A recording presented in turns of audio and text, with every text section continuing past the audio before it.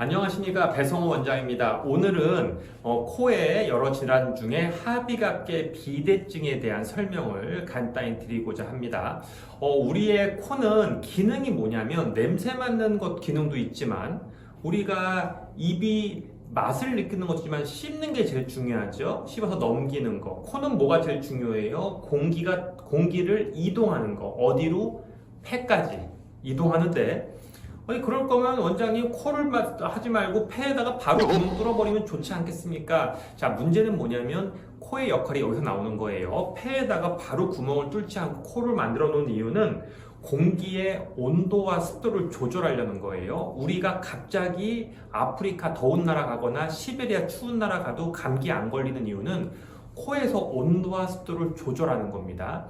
코가 여러분 항상 제가 얘기하지만 요만큼이 코가 아니에요. 요거는 외비, 바깥쪽 코. 실제로 우리 이빨이 나와 있는 것 있지만 앞에 잇몸 안에 박혀 있는 뿌리가 있는 것처럼 코는 여기서부터 이만큼이 코예요. 높이로는 이만큼이 코고, 그래서 거기에서 공기가 들어갔다 나왔다 할 때 온도와 습도를 조절합니다. 그래서 코의 기능이 좋은 사람은 실은 겨울철에 가습기 안 써도 감기 안 걸립니다. 자, 문제는 그런 역할을 하는 게 뭐다? 코의 가운데 막 비중격이 아니라 하비갑계 양쪽의 살이라는 겁니다. 그래서 그 얘기를 오늘 잠깐 보면서 설명드리겠습니다.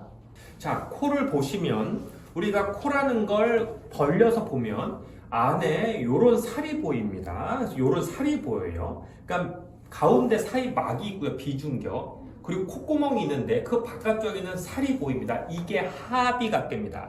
하자는 아래 하자를 쓰는 거고요. 그 위에 이렇게 보이는 살이 있어요. 그 중비갑계. 그 밑에 작게 상비갑계. 상중하의 구조로 온도와 습도를 조절합니다. 그 중에서 가장 크고 역할이 가장 큰 게 하비갑계이기 때문에 비염적 문제에서 항상 다루는 건 우리가 하비갑계를 다루게 됩니다. 자, 하비갑계는 역할이 뭐예요? 온도와 습도 조절. 그런데 이거 하려면요, 뭘 해야 돼요? 공기가 많이 들어올 때와 적게 들어올 때도 조절을 해야 돼요. 그래서 우리가 예를 들어서 운동을 해요. 막 복싱을 하고 달리기를 해요. 그럼 공기가 많이 필요하죠? 그럼 어떻게 해야 되겠어요? 코 평수를 늘려야 돼요. 공기 많이 들어. 그래서 어떻게 되냐면 하비갑계가 작아져요. 근데 우리가 릴렉스를 하고 가만히 앉아서 혹은 명상을 할 때는 공기가 많이 들어오지 않아요. 그러면은 공기가 적게 들어오는 게 하게 좋아요. 그래서 이게 부어요. 그러니까 여러분 한번 생각해 보세요. 입을 내가 숨 쉴 때 운동할 때는 입을 벌리고 이게 편한 거예요. 그런데 가만히 있는데 내가 책 보고 가만히 있는데 이렇게 숨 쉬어보세요. 그럼 되게 불편해요. 그때는 뭐예요? 입을 다물고 작게 하고 살짝 숨 쉬는 게 편해요. 그래서 코가 하비갑계가 공기의 양도 조절을 해줘요. 자, 그러니까 하비갑계는 뭐예요? 커졌다 줄어들었다 할 수 있는 이런 기관이라는 거예요.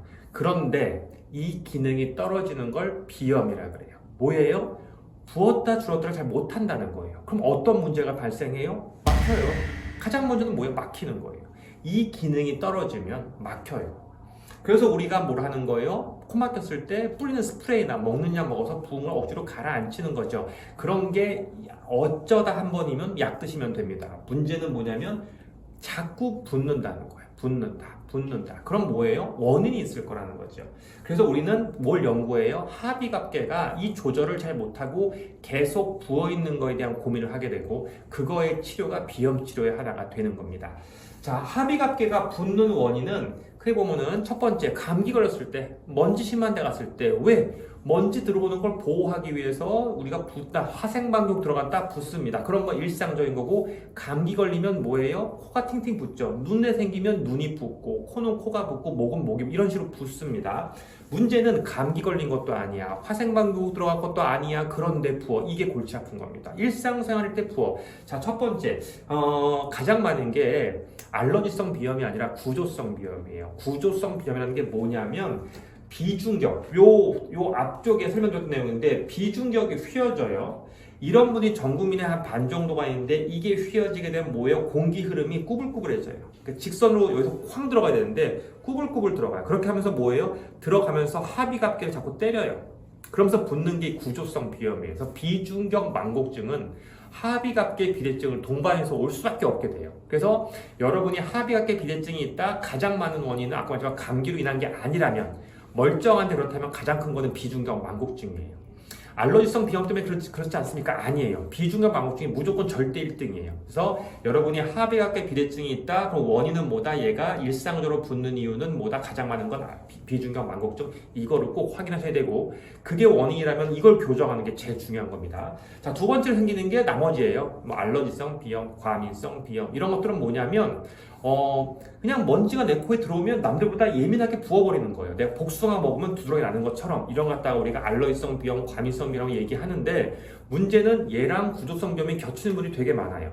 그럼 뭘 해결해야 돼요? 여러분들 복숭아 먹어서 두드러기 나면 복숭아 안 먹으면 되는데 우리 공기는 들어오는 먼지를 피할 방법이 없어요. 그 때문에 보통의 경우는 가장 먼저는 구조를 해결해요. 그러고 나서 이제 뭐 면역 치료, 치질 개선이 있는데 되게 어려워요. 그러니까 우리가 뭐다? 합의갑계 문제가 생길 수 있다. 그 문제는 구조적인 걸 먼저 해결한다.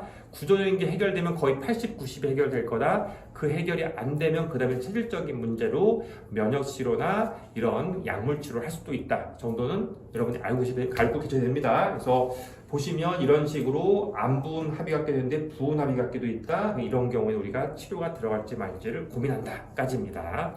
그래서 오늘은 합의갑계 얘기를 좀 해드렸습니다. 감사합니다.